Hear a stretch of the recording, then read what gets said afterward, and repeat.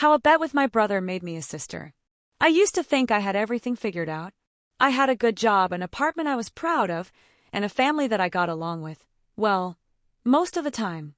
But lately, I had felt an emptiness, something I couldn't quite put my finger on.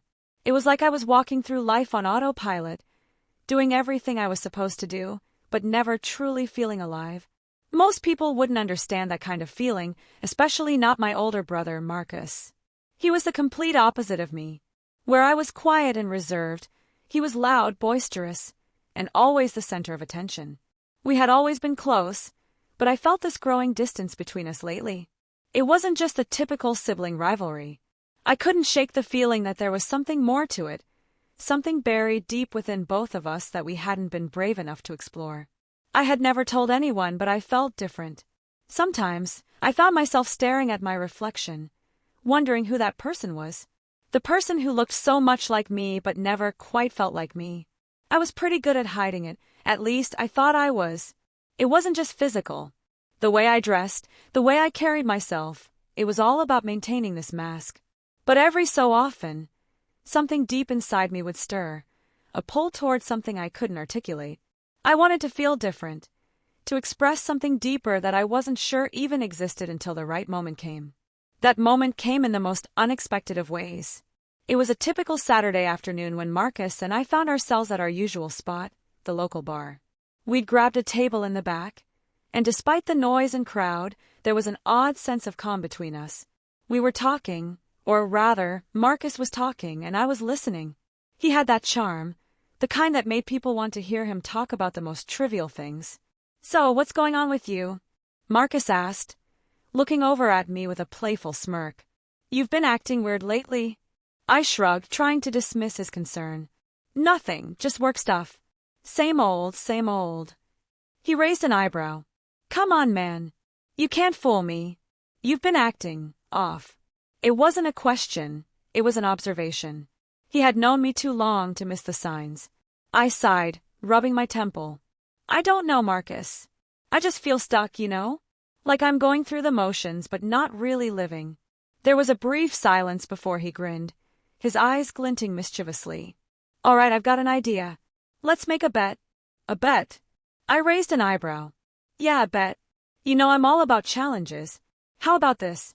If you can go out this weekend and, I don't know, step out of your comfort zone, I'll do something for you."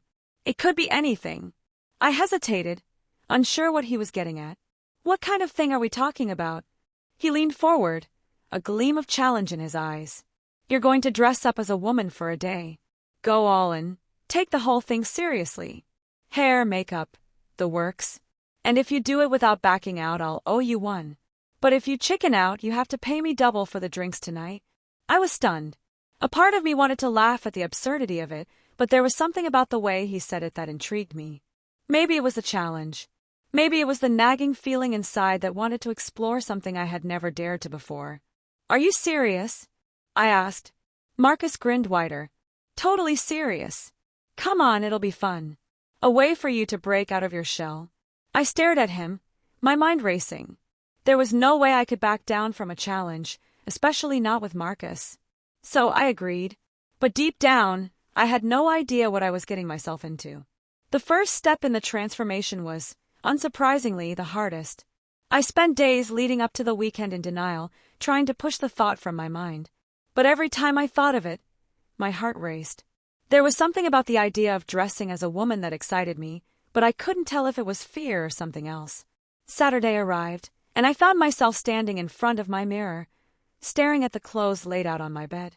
It was surreal. I had never even considered wearing a dress before, let alone everything that came with it. But here I was, facing the truth of what I had agreed to. Marcus had taken me shopping earlier that day. He seemed unusually serious about helping me pick out the perfect outfit, and I couldn't help but feel strange as I slipped on the dress. It wasn't something I had ever envisioned myself wearing. The fabric clung to me in a way that was foreign but oddly comforting. When I looked at myself in the mirror, I almost didn't recognize the person staring back. The makeup was a revelation in itself, a transformation that I hadn't expected.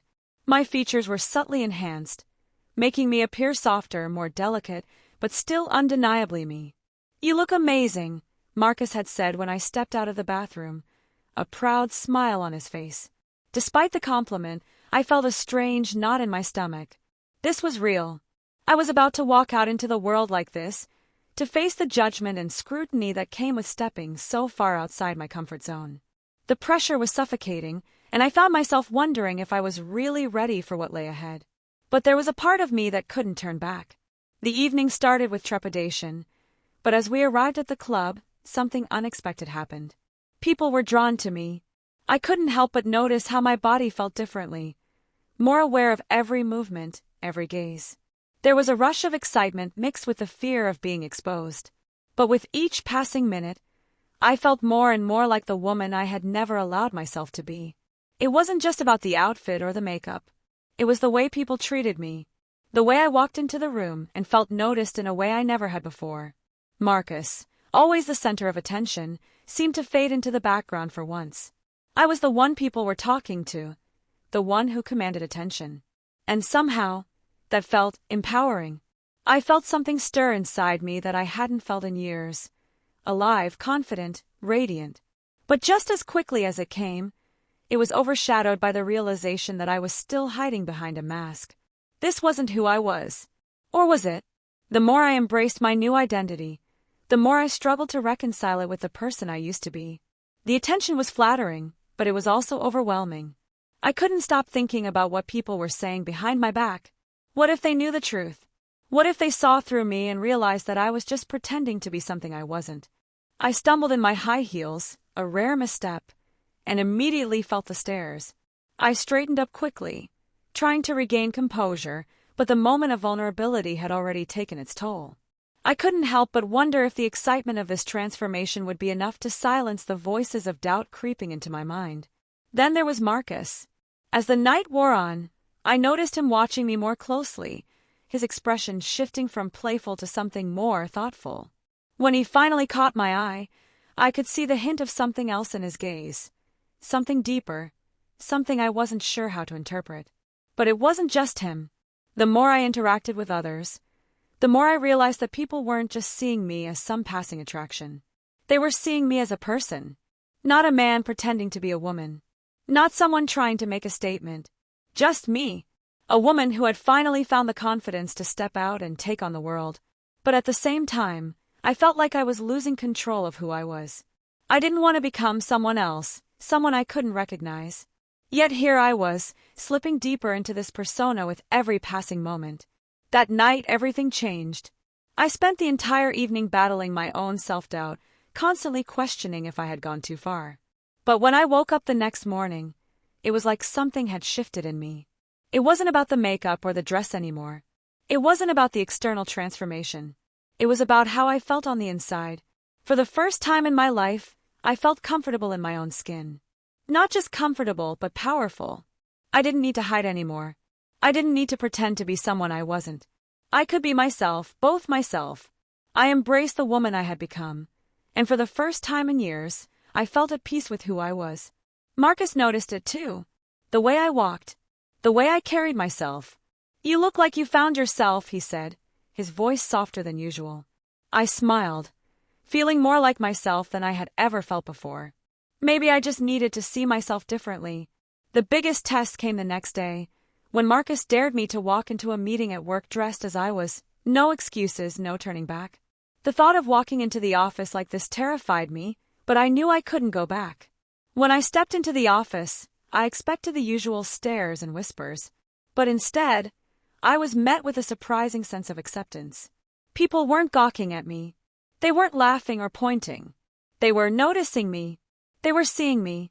It was terrifying, but it was also the most liberating feeling I had ever experienced. That day, I didn't just walk into a meeting. I took control of my own narrative. I didn't let anyone else define me. I defined myself. And for the first time, I was proud of who I had become. A week later, I found myself standing in front of my mirror again. But this time, I wasn't questioning who I was. I wasn't hiding behind a mask. I was fully embracing the woman I had become. And as I looked at myself, I realized something important. This wasn't just about a bed anymore. This was about discovering who I truly was. It was about owning every part of myself, both the masculine and the feminine, and realizing that I didn't need to choose between them. I could be whoever I wanted to be. As I walked out of my apartment that morning, I felt a newfound sense of purpose and confidence. I was no longer living for others. I was living for myself. Sometimes, it takes an unexpected challenge to truly discover who we are. The journey isn't about fitting into society's mold, but about embracing the complexity of who we are, both the light and the dark, the masculine and the feminine. It's about finding the courage to step out and be yourself, unapologetically. Because in the end, the only person we need to impress is ourselves.